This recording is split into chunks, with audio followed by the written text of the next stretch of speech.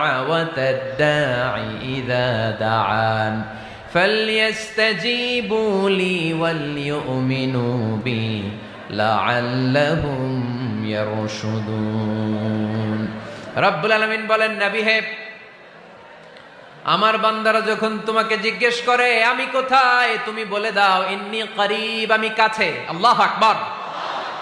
তিনি কাছে।